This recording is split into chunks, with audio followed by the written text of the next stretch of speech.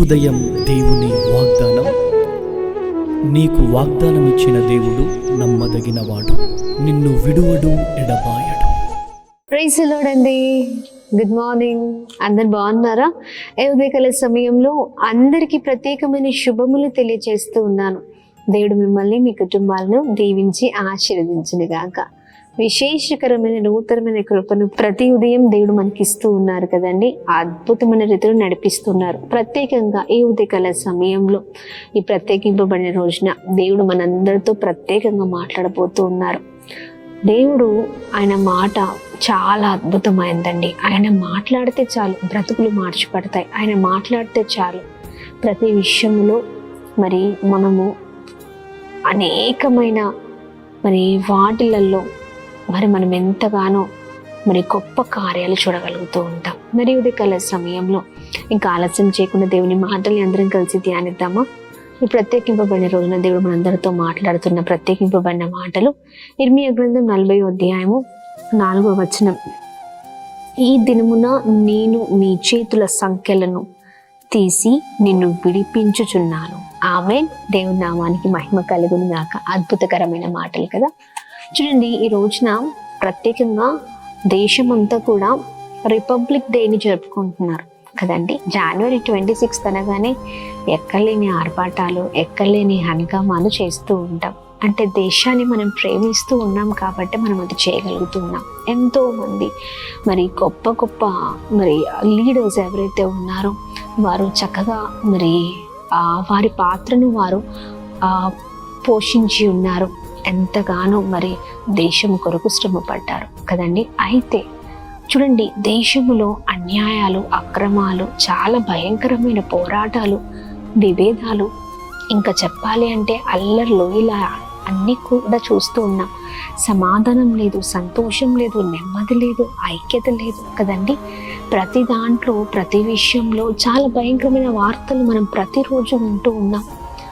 ఎక్కడ చూసినా ఒకరినొకరు చంపుకోవడం, ఎక్కడ చూసినా భయంకరమైన క్రోధములు, భయంకరమైన పాపములు ఎక్కువగా పెరిగిపోతున్నాయి.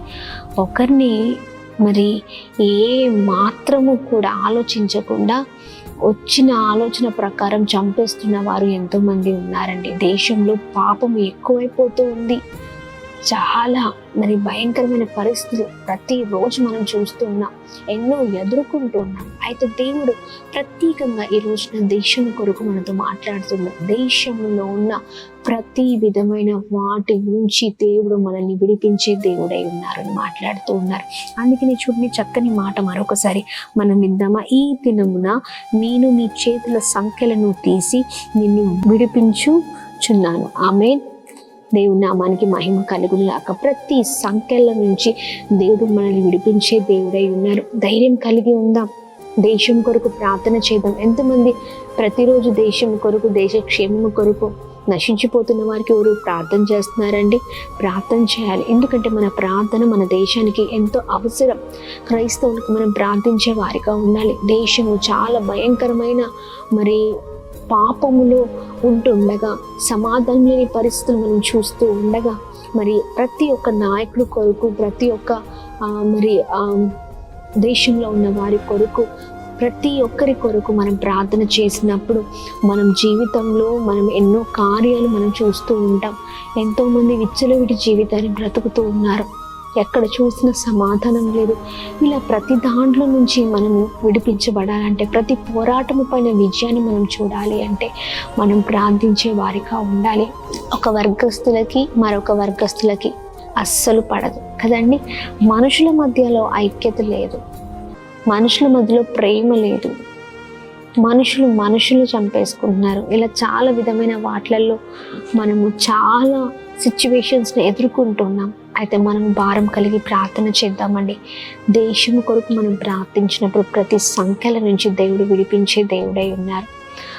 దేవుడు చక్కగా ఉదయకాల సభలో మాట్లాడుతుండగా, ఒక క్రైస్తవుడిగా నీ ప్రార్థన దేశానికి ఎంతో అవసరం. నశించిపోతున్న వారు నీ ప్రార్థన ద్వారా నడిపించబడతారు. పాపంలో మునిగిపోయిన వారు వారి జీవితాలకు విడుదలను దేవుడు ఇస్తారు. ఎంతో మంది మారుతారు మన ప్రార్థన ద్వారా. ప్రార్థన ఒకటే అండి, మనం ప్రార్థిస్తే చాలు అద్భుతకరమైన కార్యాలు మన జీవితంలో మనం చూస్తూ ఉంటాం. సమయం చాలా విలువైనది. అందుకని ఈ సమయంలో, దేవుడిచ్చిన ఈ సమయంలోనే ప్రార్థనలో ఎక్కువగా మనం గడుపుదాం. దేశం కొరకు, ప్రాముఖ్యంగా నాయకుల కొరకు, పరిపాలన కొరకు, సమస్తమైన వాటి కొరకు మనం ప్రార్థనలో ముందుకు సాగుతూ మరి ప్రభు నామాన్ని మహిమపరుద్దాం. అందరం కలిసి ప్రార్థన చేద్దామా?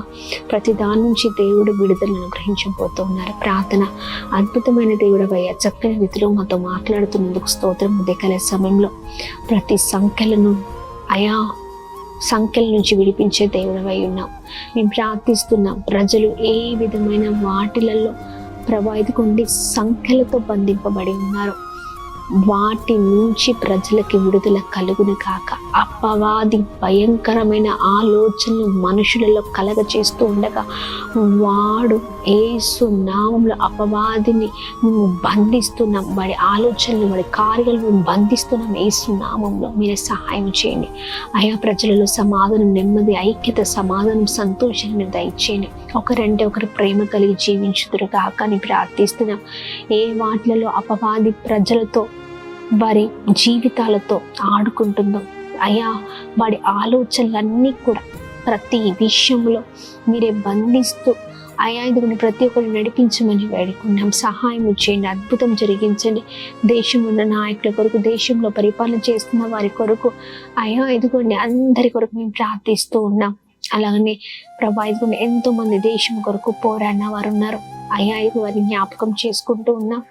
ప్రభా ఎంతమంది అయితే ఇంకొన్ని ఫైట్ చేస్తూ ఉన్నారు, ఇంకా ఎంతమందికి అయితే చక్కని ఆలోచనలు అయా ఇదిగోండి వారి జీవితం చక్కని ఆలోచనతో ముందుకు సాగుతున్నారు. వారిని ఇంకా దీవించండి. ప్రతి విధమైన అల్లులను మీరు తొలగించండి. ప్రతి విధమైన ఆయా భయంకరమైన ప్రభావితకొన్ని పరిస్థితుల నుంచి విడిపించండి.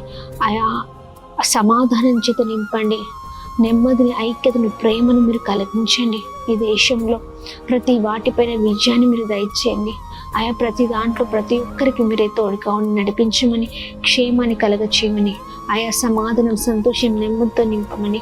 అలానే ఎంతమంది అయితే ప్రభు ఉదయకాల సమయంలో birthdays, marriage day, special event celebrate చేసుకున్నారు, అందరి పట్ల మీ దయ, మీ కృప, మీ కనికరాన్ని కుమ్మరిస్తూ బ్లెస్ చేయమని అందరినీ మీ చేతులకు అప్పగిస్తూ యేసు నామమున అడుగుతున్నాం తండ్రి. ఆమేన్, ఆమేన్, ఆమేన్. Praise the Lord. May God bless you all. దేవుడు మిమ్మల్ని, మీ కుటుంబాలను దీవించి సకల సమృద్ధి చేత ఆశీర్వదించును గాక. ఆమేన్.